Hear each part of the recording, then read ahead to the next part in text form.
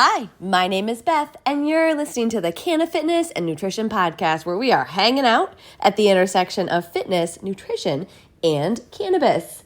Hi, thank you so much for pressing play today. I'm glad you're here. If you're back, thanks for coming back. If you're new here, thanks for checking this out. That means that tells me that you're also interested in fitness, nutrition, and cannabis and how it all works together. So I'm excited. I'm Beth, your personal trainer and cannabis educator, and we're going to continue talking about the Munchies today. I'm going to focus a little bit more on the science of the Munchies because, again, there's a lot of misunderstanding about it, and I want to clear it up from a little bit more science perspective. Now, if you've been here before, you know I always say, I'm not a huge sciencey person, so I'm not going to get too in the weeds. So if you're with me, then stay with me because I promise not to get too crazy with the details because it's just not me. There are other resources if you would like to go into the weeds and go down a rabbit hole. By all means, please do that. There are, and I can help you send your resources if you'd like. There are, there's actual medical studies, there's other podcasts, there's books, there's so much. But we're going to just talk a little bit about the science because it's actually not what everybody thinks it is. Most people think is happening is not what's happening. Most people think that THC increases appetite and therefore that's why you overeat. But that's not the whole picture of the story. So let's talk a little bit about, real briefly here, the endocannabinoid system. Now, if you're not new here, then you know I've talked about the endocannabinoid system before. Basically, there's a system in your body that makes cannabinoids. It makes molecules similar to CBD and THC. It makes them internally. It's actually pretty cool. And then there's a whole system in our body that uses those and it interacts with other systems, similar to the digestive system, the respiratory system, the circulatory system, the reproductive system, right? It's a chain of events. It's almost like a circle of events that talk to each other inside your body, okay? So there's one that uses cannabis. I know. It's kind of mind-blowing when you kind of understand it. You're like, wait a second. So cannabis is just a supplement? Yes. Yes, it is. It's a supplement for something your body does anyway. So you've got the endocannabinoid system, and its job is to regulate things like hunger, mood, stress, and your energy balance, okay? That's part of what it does. It's basically working in the background of your body to help keep you stable. Right? Unlike any other system, this system oversees all the other systems and makes sure that they work harmoniously and keeps your body in a state of balance. So I mentioned that your body makes its own cannabinoids, right? It makes its own types of cannabis. One of the major compounds that it makes for this reason is called anandamide. Now, that's a big word. I don't expect you to remember it, but I want you to know what it does. It's often referred to as the bliss molecule because it plays a role in appetite, reward, and that calm, clear feeling you get after a run. Yes, everybody talks about endorphins. Well, part of what's happening is coming from a compound called anandamide, a cannabinoid that your body makes. So it interacts with your hormones and your endorphins. So it plays a role in that. It plays a role in that calm, clear feeling you get after a run. Now, the reason this is important and the reason I'm telling you this little bit of science, because THC works on the same receptors in the body as anandamide. So THC acts as a supplement to the compound that your body makes on its own. Okay? THC, I'm going to say it again. THC acts as a supplement on the cannabinoids that your body makes on its own because it works on the same receptors as anandamide. So my point with all this is that when you take THC, your body isn't just reacting to a foreign substance, right? I think that's a lot of what we think it is. Your body's reacting to something foreign, a drug that you put in it, because that's what they told us. That's what they told us growing up. They told us we were putting drugs in our body. But that's actually not how it works. And to be fair, they didn't really know this much. When I was back in DARE, I mean, now we're talking about the late 80s, early 90s. Now you know how old I am. But I don't think they knew all this yet. They didn't discover the endocannabinoid system until the 80s. So for them to pass all this down, research it more and then distribute it, I don't think they knew this much. So to be fair to the DARE program, you didn't know. Anyway, my point, I go on lots of tangents, can you tell? So my point is that THC isn't just some foreign substance you're putting into your body. It's a supplement to a compound your body makes anyway. So THC, when you take it, it's interacting, it's stepping into a system that already controls hunger, reward, and stress. And it turns the volume up. That's the connection that is not understood. That's the missing piece to most of this. So here's where it comes into play in our real life, right? THC enhances our sensory processing, sensory perception, your taste, your sense of taste, your sense of smell, your sense of texture. It enhances the senses. So food tastes better. It smells more lovely. It smells more appealing, right? The texture is more palatable. It's more interesting to your body. It also interacts with appetite signaling and reward pathways in the brain, right? So yes, it's making food more interesting, and it's turning up the volume on the fact that your body is hungry and food makes you feel good. It's turning up the volume on that.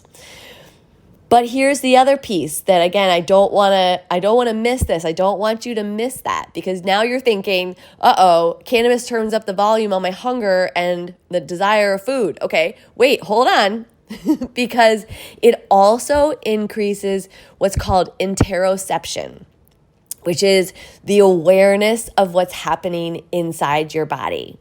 Okay, so if you take THC, I'm not telling you anything you don't already know, right? You're thinking, okay, I know food tastes amazing. I know it smells stronger. I know the texture is more interesting.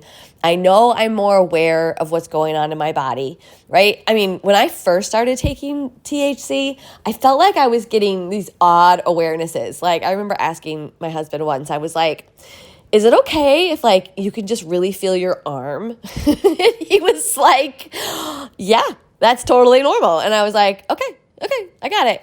So now, as kind of a joke to myself, if I get really high, especially, it's more noticeable, right? The higher you get, the more you consume, the more noticeable the effects.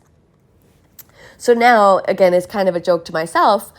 If I get extra high, I'm like, what body part am I feeling today? Because my brain, the way it works is it likes to just highlight one body part. It could be like a fingernail, it could be a toe, it could be the back of my leg, it could be any random body part, but usually one body part just speaks up to me. I'll have to look into that more because maybe that means something. But anyway, I digress for now.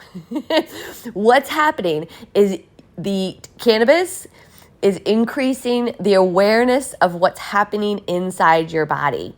So now you're not just eating because it tastes good, right? Yes, we eat because it tastes good, of course.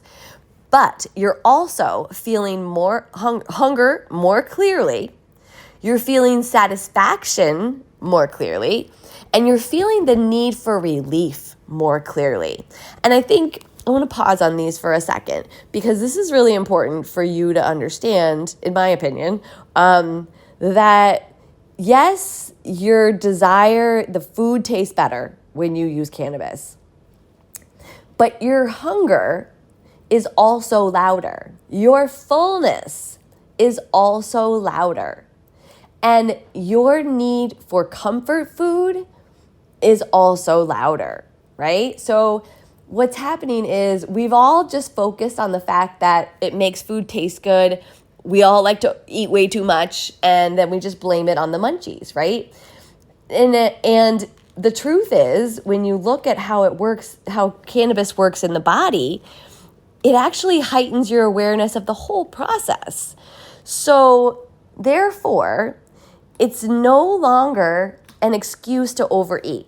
It's not creating hunger out of nowhere.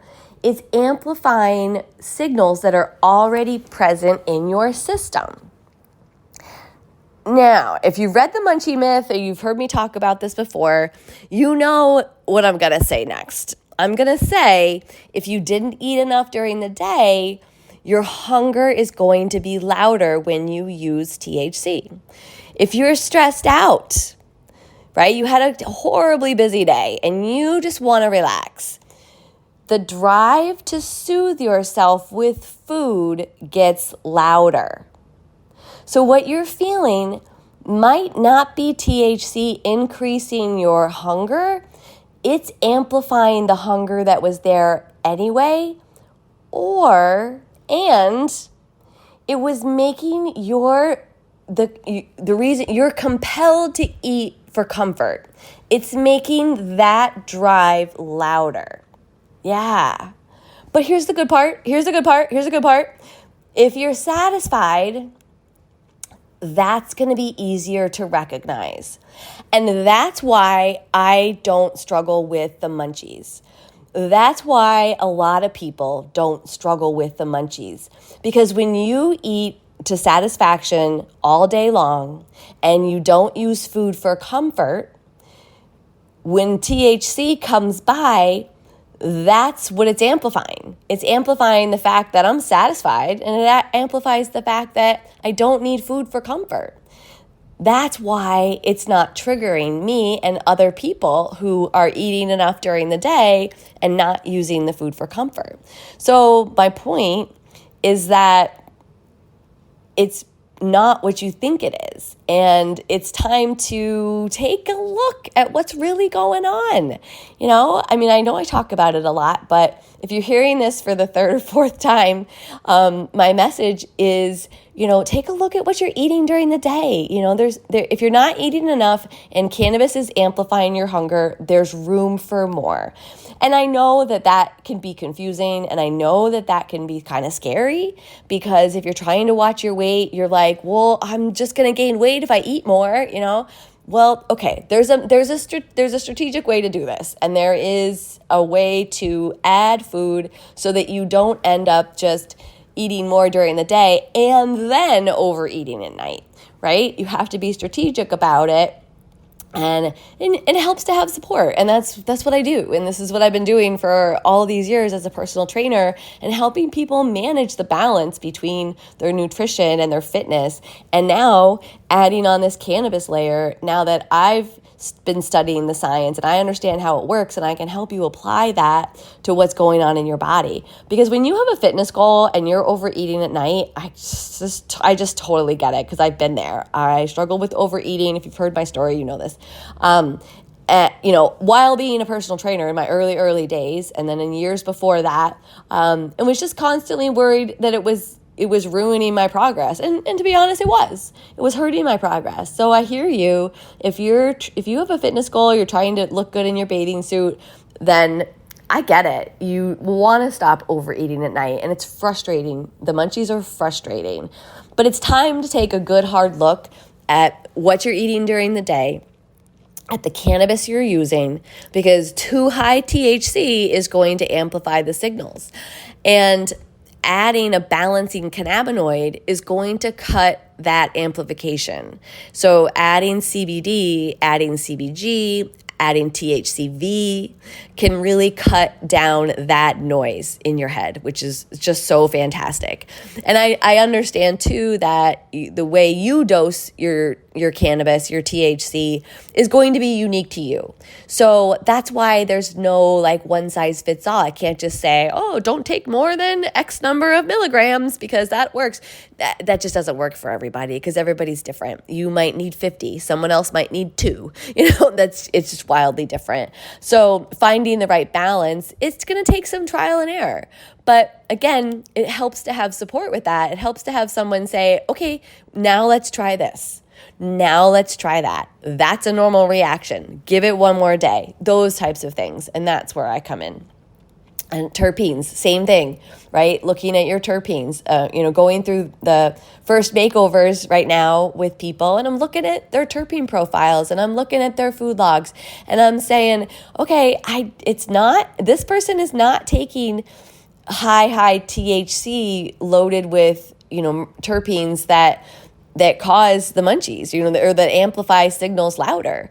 I'm looking at their food logs and saying, what about eating a little more here? What about adding something a little more satisfying over here so that your evening doesn't end up being just cookies and cake, right? That's what we're doing. So again, I just wanted to go over a little bit of the science. I hope this was